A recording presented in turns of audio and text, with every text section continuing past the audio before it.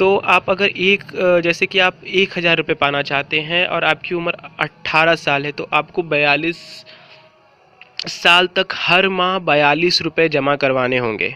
ठीक है। अगर आप 40 साल की उम्र वाले हो तो आपको 291 रुपये 20 साल तक हर माह जमा करवाने होंगे। दोस्तों आप इसकी चिंता मत कीजिए, मैंने इसकी पूरी डिटेल आपको कि आप कितना जमा करेंगे, आप कितने साल के हैं तो आपको कितना जमा करना होगा, कितने साल तक जमा करना होगा, मैंने इसकी पूरी डिटेल आपको डिस्क्रिप्शन में दी रखी है, तो आप प्लीज़ उसे चेक कर लें। ठीक है, तो मैं आपको बताता हूँ कि अगर आप जैसे कि मान लेते हैं कि अगर आपकी असामयिक मृत्यु हो जाती है तो आपके परिवार वालों को कितना मिलेगा। जैसे कि आपने इस अटल पेंशन योजना में आपने अपना एक खाता बनाया, ठीक है, तो आप 1000 की इनकम जनरेट करते हैं, तो आपके मरने के बाद, असामयिक मृत्यु के बाद, आपके उत्तराधिकारी जो भी हो, आपकी बीवी हो, आपके बच्चे हों, उनको 1,70,000 रुपये दिए जाएंगे सरकार की तरफ से। ठीक है, तो ये बहुत बड़ा फ़ायदा है कि अगर इस समय तो जीवन का कोई भी भरोसा नहीं है, आप लोगों से कुछ छुपा नहीं है दोस्तों। तो मैंने पूरी डिटेल दी है आपको, नीचे आप चेक कर सकते हैं। अब मैं बताता हूँ आपको कब तक जमा करवाना है पेंशन की प्रीमियम। ठीक है, तो अटल पेंशन योजना में आपको बताया कि 18 से 40 वर्ष के लोगों के लिए ही है। तो आप उम्र इस दायरे में कुछ भी हो, आपको अधिकतम 60 साल की उम्र तक पेंशन प्रीमियम हर माह तक जमा करवाने होंगे। इसके बाद जिस पेंशन राशि के लिए आपने अपने खाते में से जमा करवाए हैं, आपको प्रतिमाह मिलने लगेंगे। 60 साल के बाद आपको प्रतिमाह मिलने लगेगा। ठीक है, तो अगर मैं आपको आगे की स्लाइड में बताता हूँ कि आपको कितना पैसा देगी सरकार आपके खाते में। ठीक है, तो अटल पेंशन योजना में आपके साथ ही सरकार भी आर्थिक योगदान करेगी।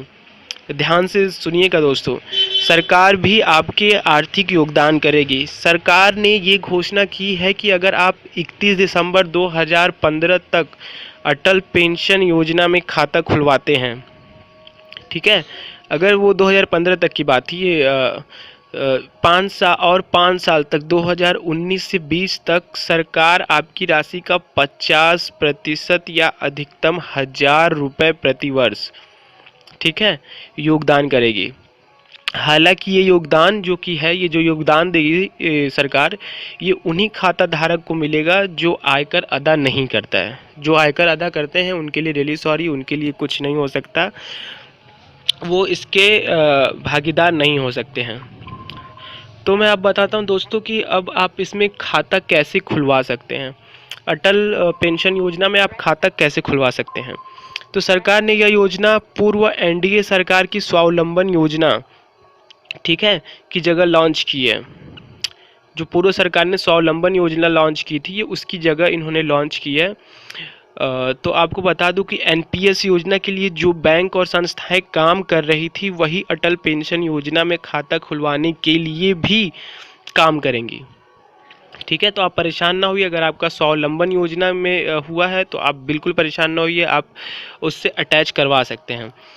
अभी आपको बता दूं कि कई जगह सार्वजनिक और निजी क्षेत्र के बैंक जो नेशनल पेंशन स्कीम के अंतर्गत खाता खोलते हैं, वही बैंक जिसमें state bank of India, axis bank, Allahabad bank, state bank of Mysore इत्यादि इस योजना में खाता खोलेंगे।